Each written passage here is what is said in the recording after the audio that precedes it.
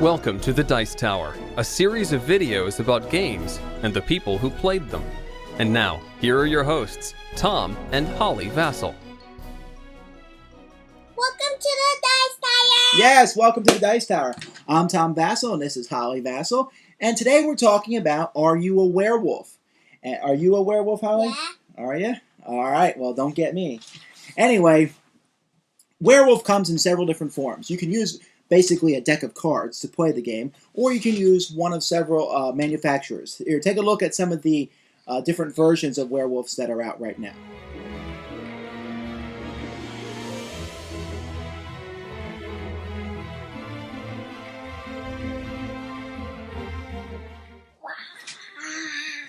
Alright, I don't mind any of those versions actually, although the last one pictured, Ted Alspach's Ultimate Werewolf, really has a lot in there that lets me use it.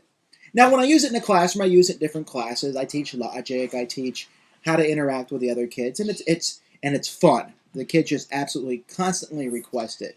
Now, usually we have a voting method in which kids simply raise their hand to vote people, but recently our school has got interactive whiteboards, and with that we got some devices which I found really useful for the game of Werewolf. These are the devices that I use for voting purposes. I call them the eggs for short because they look like half an egg. And they come from the company Activision, who makes the board. And if you look on these, they do have a B, C, D, E, and F here around the outside, which allows students to use these to vote with. And it works really well in conjunction with Werewolf. That was some of the voting devices, and I can't show you right now, but I would put up on the screen, I put up what all the different roles are, because invariably a kid will say, what does the hunter do again? What does the lone wolf do? Especially when I use more and more roles. But the kids are able to vote, and it instantly shows, if I set it up properly, it can show who voted for who, and it's a really easy way to vote, really interesting way for the game to travel. What I'm going to show you now is just some clips of the class as we played the games, and these first couple clips are a little bit of how the game works and how I do voting and such, and the kids are a little bit conscious that the camera's on, and while I ran the camera, I wasn't as good of a moderator as I normally am, but this gives you a little bit of a feel about what it's like to run it in the classroom. Do I have an official nomination? Nomination. Yes, Christine. Daniel. Daniel. What's your reason for Daniel? I don't know. His face. Oh, his face. Do I have a second for Daniel? I second it. All right, Daniel, what's your defense? I have no defense. You have no defense. All right. Hallelujah, kill him. Does anyone else want to say anything for or against Daniel? Daniel. Bye-bye. Go ahead, vote. Rest in peace. Daniel, come back. Rest in peace, sucker. 100%. Oh, shocking. He was a simple villager. Yeah. Let it be. Heads down. Okay. Down, Caleb. All three werewolves. All three werewolves. Raise your head. Yeah, because the curse turned into a werewolf. Oh,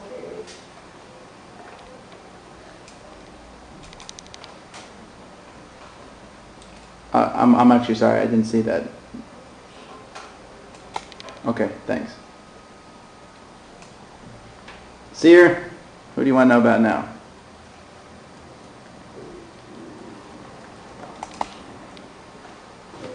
All right, heads up. Oh, you're dead, idiot.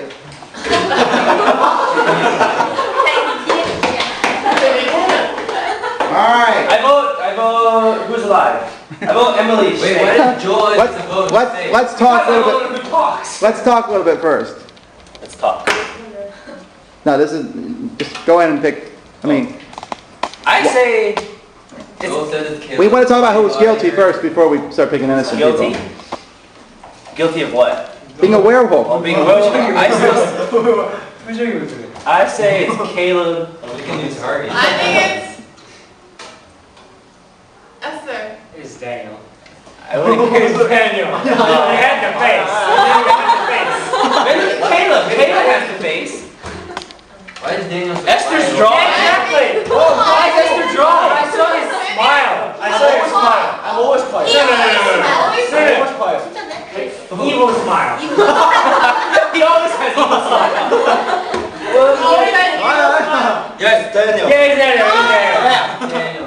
Why is she drawing? She's usually like paying attention to the game. No, I usually draw. All three of them. Well, there you go. There you see a little bit of how it works in the classroom. There's some chaos that goes on. That's going to happen in the classroom. Kids, the way I play is I normally send kids who die instantly to the back of the room where unless it's a small enough classroom, but when they're in the back of the room, they work pretty well. I don't even allow dead people to stay awake at night and watch the other kids because they give away too much. Kids just give away too much information. You can work on that, but you're going to be frustrated. I already keep my eye on kids if they cheat or not. Well, anyway, the next clip here is one you just saw one where the seer figured out who a werewolf was, and then he tried to tell people in the most unobtrusive way possible. But here we have some clips, and the first one is a very strange reason as why someone's not a werewolf. And then after that, a trick I played on the kids where everybody was a villager, and I was just randomly killing people, and their reaction to that. You can only do that once. I told them I would never do it again, but it was pretty funny for the one time I did it. Here we go. Why aren't you a werewolf? 1 second, Chris. Okay, I need another nomination. Anna Kim. Anna Kim. I second that. Okay, Anna, defend yourself. I'm a vegetarian. Yes! I am. It's really. So I saw you eat chicken. I saw you eat chicken. I hate salad. I saw you eat meat. I saw you eat meat. I really hate. Okay, so she declared that she's a vegetarian. All right. What's that got to do with the werewolf again? Ladies and gentlemen, it's time to vote on her. I saw you eat. All right, here we go. Does being a vegetarian save her life? No. It's close. Tie. Again. What is the tie? Youngstown Troy. Okay. Youngstown Troy. Are you nominating Youngstown Choi? No. No. Hey, you're dead. Ah, yes. Wait. Wait. The sheer? Who are you? The seer. Seer. Who are you? You were like with your like. Who's the seer? Is this your dead? No. Who's seer? No, the only villagers died. Yeah. Seer. Seer. I'm not. No one's revealing their seer, then we'll all decide. How's that? Yeah. Okay, real quick. We don't have much time. Listen, we're just going to end it now. All right, if you're the seer, stand up. Oh, no one? All right, if you're the bodyguard, stand up. No one? All right, werewolf, stand up. No one? Everyone turn your cards over. What in the world? They're retarded. We're all villagers? That's freaking evil! Horrible! It's so bad! Hey! Is that why you're making like those yuck sounds?